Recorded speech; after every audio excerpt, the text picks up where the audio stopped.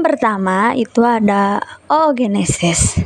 Tahap yang pertama, oogenium, adalah sel germinal atau sel awal yang diploid atau 2N yang berkembang di ovarium pada masa embrio. Sel ini mengalami mitosis berulang-ulang sehingga jumlahnya bertambah. Lalu ada oosit primer, yaitu oogenium berkembang menjadi oosit primer yang juga diploid atau 2N. Pada awalnya oosit primer ini masuk ke dalam fase profase dari meiosis 1, tetapi kemudian tertahan di fase ini hingga pubertas.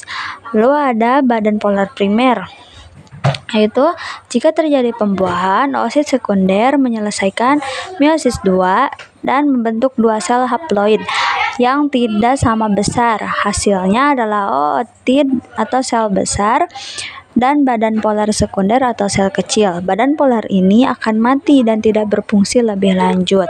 Lalu ada oosit sekunder. Ini kemudian masuk ke meiosis 2. Pada saat ovulasi, oosit sekunder dilepaskan dari ovarium. Jika terjadi pembuahan oleh sperma, oosit sekunder akan melanjutkan proses meiosis 2. Lalu ada ootit, kemudian berkembang menjadi ovum atau sel telur yang matang. Proses diferensiasi ini menghasilkan ovum yang siap untuk mengalami pembuahan oleh sperma. Lalu ada ovum, adalah sel telur yang matang dan memiliki sitoplasma yang cukup untuk menyokong perkembangan awal embrio jika terjadi pembuahan. Badan polar adalah hasil pembuahan meiosis yang berfungsi untuk membuang materi genetik yang berlebih. Badan polar primer dan badan polar sekunder pada akhirnya akan terdegenerasi dan mati. Proses oogenesis menghasilkan satu ovum matang dan beberapa badan polar yang berukuran kecil dan tidak berfungsi. Lalu ada spermatogenesis. Tahap yang pertama itu ada spermatogonium. Proses dimulai dari sel induk yang terdapat di bagian tepi tulubus seminiferus. Spermatogonium membelah secara mitosis untuk memperbanyak diri dan mempertahankan stok sel induk. Sebagian spermatogonium akan tetap menjadi spermatogonium, sementara sebagian lainnya berkembang menjadi spermatosit primer. Spermatosit primer itu spermatogonium yang telah berkembang menjadi spermatosit primer akan memasuki tahap meiosis 1.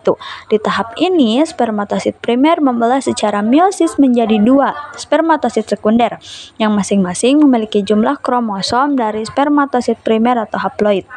Spermatosit sekunder kemudian menjalani pembelahan meiosis 2 dari setiap spermatosit sekunder dihasilkan 2 spermatid yang haploid, sehingga dari satu spermatosit primer akan dihasilkan 4 spermatid haploid. Spermatid kemudian mengalami diferensiasi lebih lanjut menjadi sel sperma atau spermatozoa. Proses itu dikenal sebagai spermiogenesis, yang melibatkan perubahan bentuk termasuk pembentukan ekor, kondensasi inti, dan pembentukan akrosom yang berfungsi untuk menetrasi sel telur. Yang terakhir itu ada spermatozoa, yaitu maturasi di epididymis. Setelah terbentuk spermatozoa belum sepenuhnya matang. Mereka akan mengalami proses pematangan lebih lanjut di epididymis, tempat mereka menjadi aktif dan mampu bergerak. Nah, proses spermatogenesis ini memerlukan hormon seperti testosteron, FSH, dan LH yang memicu dan mengatur pembentukan sperma yang sehat. Lalu ada struktur ovum. Yang pertama ada bagian follicle cell, yaitu mengelilingi ovum di dalam ovarium. Fungsinya untuk menyediakan nutrisi, dukungan, dan hormon yang dibutuhkan oleh ovum untuk berkembang. Lalu ada corona radiata, yaitu berada di luar zona pellucida, terdiri dari sel-sel yang berasal dari folikel. Berperan melindungi ovum dan menyediakan nutrisi bagi ovum hingga proses fertilisasi. Lapisan ini juga membantu sperma dalam menemukan ovum saat fertilisasi.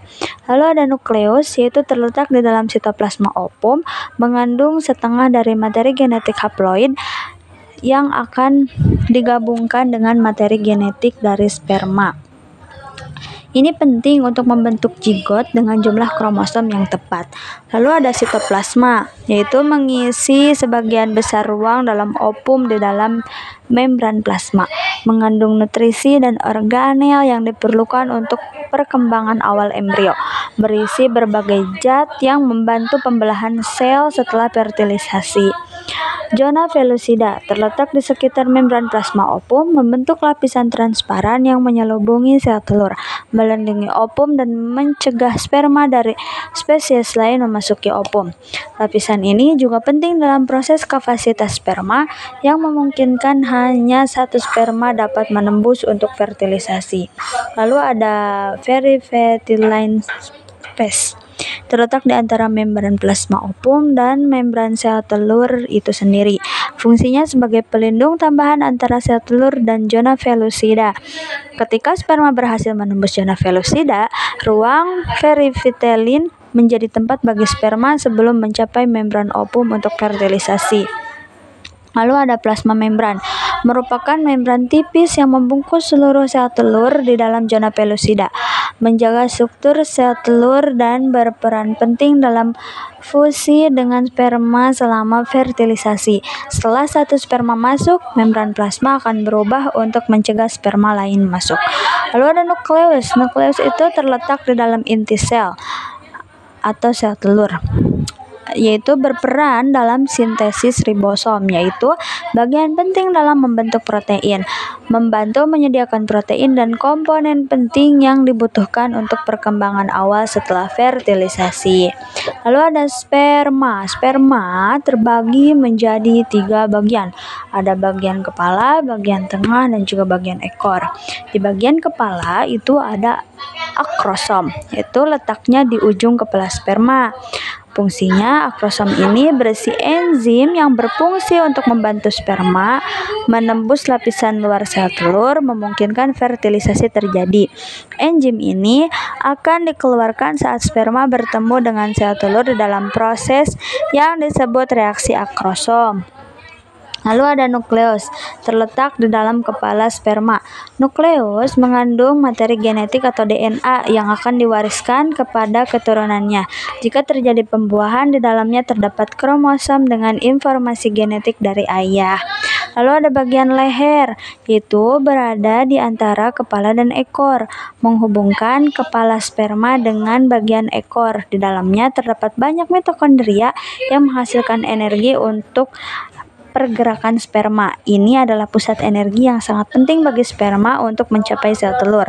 Lalu ada mitokondria berbentuk spiral, berada di tengah atau leher sperma, yaitu di sekitar bagian yang disebut midphase, menyediakan energi untuk pergerakan sperma. Mereka menghasilkan ATP, yaitu adenosine triphosphate, itu melalui proses respirasi seluler yang digunakan untuk pergerakan ekor sperma, memungkinkan sperma berenang menuju sel telur. Dan yang terakhir itu ada membran plasma, melapisi seluruh permukaan sperma dari kepala hingga ekor. Fungsinya untuk melindungi struktur internal sperma dan membantu selama proses fertilisasi. Membran ini juga terlibat dalam reaksi akrosom yang memungkinkan sperma menembus sel telur. Setiap bagian ini berkontribusi penting dalam proses reproduksi dengan memastikan sperma mampu bertahan dalam perjalanan menuju sel telur dan berhasil membuahi sel telur tersebut. Lalu ada proses fertilisasi. Fertilisasi adalah proses penyatuan sel sperma laki-laki dengan sel telur atau ovum dari perempuan untuk menjadi sebuah satu sel tunggal atau yang biasa disebut dengan zigot. Pada hari pertama terjadi sebuah ovulasi dan pembuahan. Pada hari kedua pembelahan zigot dan perjalanan ke rahim dan membelah menjadi 2 sel. Pada hari ketiga membelah menjadi 4 sel. Pada hari keempat zigot membelah. Pada hari kelima itu pembentukan blastokista. Nah, biasa disebut juga dengan morula, yaitu tahap awal perkembangan embrio, kumpulan sel yang terbentuk setelah zigot membelah. Pada hari ke-6 sampai ke-7 itu terjadi implantasi. Nah, lalu ada sitoplasma. Bagian-bagian sitoplasma yang pertama itu ada sel folikel, yaitu sel-sel yang mengelilingi oosit atau sel telur dan memberikan perlindungan serta nutrisi selama perkembangan oosit. Lalu ada granula kortika, yaitu struktur dalam sitoplasma ovum berfungsi untuk mencegah sperma lain memasuki sel telur. Lalu ada nukleus sperma, inti sperma yang mengandung materi genetik atau DNA. Lalu ada badan basal sperma, yaitu bagian sperma yang menghubungkan kepala dan ekor tempat sebagian besar mitokondria berada. Lalu ada enzim dalam akrosom, yaitu di bagian depan kepala sperma untuk menembus zona pelusida. Lalu ada membran plasma, membran luar dari sel telur untuk menjaga integritas sel telur dan mengatur pertukaran substansi antar sel telur. Lalu ada zona pelusida, yaitu lapisan glikoprotein yang tebal mengelilingi membran plasma ovum dan melindungi sel telur.